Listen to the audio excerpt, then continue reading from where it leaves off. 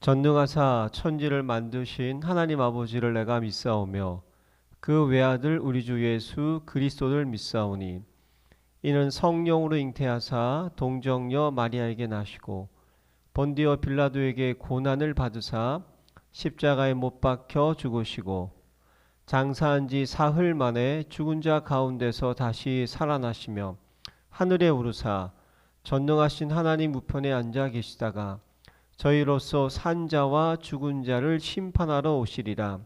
성령을 믿사오며 거룩한 공회와 성도가 서로 교통하는 것과 죄를 사하여 주시는 것과 몸이 다시 사는 것과 영원히 사는 것을 믿사옵나이다. 아멘. 하나님 아버지가 주신 영적 신분 선포문. 나는 전능하신 창조주 하나님의 당당한 자녀다. 나는 이전 것에서 완전히 거듭난 새로운 피조물이다. 나는 그리스도 예수 안에서 완전한 자로 다시 태어났다. 나는 하나님의 사랑을 받는 보배롭고 존귀한 자이다. 나는 모든 것을 가진 부자요 이 시대의 복의 근원이다. 나는 캄캄하며 혼돈하고 공허한 이 세상을 비추는 생명의 빛이다. 나는 능력을 주시는 성령 안에서 무엇이든지 할 수 있는 자다. 나는 하나님의 자녀로서 주께서 주신 하늘과 땅의 상속자다. 나는 세계복음을 위해 선택받은 왕같은 제사장이다.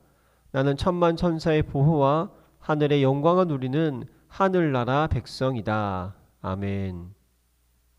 행복한 정식기도 시간입니다. 이번 주에 집중적으로 드려야 할 말씀은 예수께서 교회에게 주시는 말씀. 이것이 세상을 살리는 것입니다.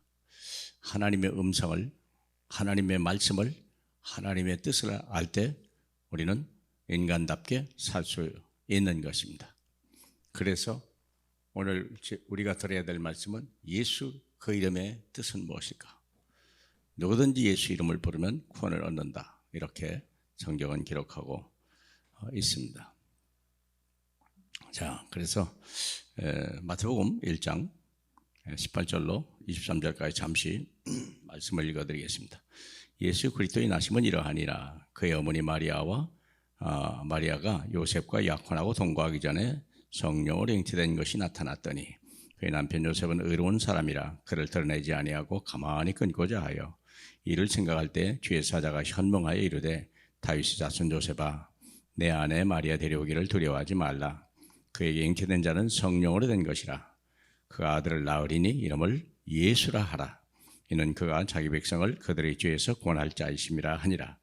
이 모든 일이 된 것은 주께서 선지자로 하신 말씀을 이루려 하심이니 보라 처녀가 잉태하여 아들을 낳을 것이요 그 이름은 임마누엘이라 하리라. 아멘. 사랑하는 여러분, 사람이 태어나서 가장 중요한 것을 아는 것은 주님을 만나는 겁니다. 좋은 부모를 만나고 좋은 스승을 만나고 좋은 지도자를 만나면 인생의 행복하겠죠. 그래도 그것은 멸망입니다. 사람은 죽음과 지옥이 기다리고 있기 때문에 그렇습니다. 그래서 우리가 알아야는 여호와 하나님이 우리를 구원하시기 위해서 하나님의 아들 예수 그리스도를 우리에게 보내신 거죠. 모든 인간은 멸망의 길로 갑니다. 왜 그럴까요? 로마서 3장 10절 13절에 보니까 의인은 없나니 하나도 없다고 그랬어요. 세상에 누가 의인입니까? 대통령이? 국회의원이? 누가요? 선지자가요? 예, 훌륭한 성인이요? 그 사람들도 험이 있어요. 그분도 험이 있어요. 예, 사람은요 늘 모든 사람이 죄에서 시작해서 죄를 짓다가 결국 죄 가운데 살다가 멸망하는 거죠. 그래서 우리가 하나님의 영광에 이르지 못했더라. 모든 인간은 하나님의 영광에 이르지 못한 기준치 미달입니다. 그래서 멸망 중의 모습 계속 살아가는 거예요. 결국 사는 게 뭐냐? 이마에 땀이 흘러서 저주받은 땅을 그저 허리가 굽어지도록 땀을 닦을 시간도 없을 만큼 땅을 파고 먹어야 그러나 결국은 흙으로 돌아가는 비참한 우리 인생입니다. 위대한 것 같고 대단한 것 같아도 다 죽음을 당하고 무서운 지옥불로 다 떨어져 버린 것입니다. 그것은 행복이라고 말할 수도 없고 성공이라고 말할 수도 없는 것입니다. 그게 우리 인생의 비참한 멸망입니다. 왜 그럴까요? 하나님의 말씀을 버렸기 때문에 그렇습니다. 그래서 하나님이 오늘 말씀에 보니까 그 이름을 예수라 하라 그랬거든요. 그래서 임마누엘이라는 말, 하나님이 우리와 하나님만이 우리를 멸망케 해서 구원하실 수 있는 분이다. 그러죠. 예수라 하는 말의 그 뜻은 그가 자기 백성을 그들의 죄에서 구원할 자십니다. 죄를 씻어야 됩니다. 모든 사람이 요즘에 다 형사 입건이 되고 경찰이 수사 들어가고 이런 재판 받고 이런 일들이 얼마나 많습니까? 불안하죠. 우리 이재명 씨부터 그 생각해봐요. 그의 소원은 뭘까요? 그 죄를 벗어나는 거예요. 근데 지은 죄를 어떻게 벗어납니까? 방법이 없잖아요. 지은 죄를 어떻게 할 겁니까? 사랑하는 여러분, 한번 생각해 보세요. 그래서 여호와 하나님이 이 멸망 가운데에서 우리를 건져내시기 위해서 임마누엘로 오신 거예요.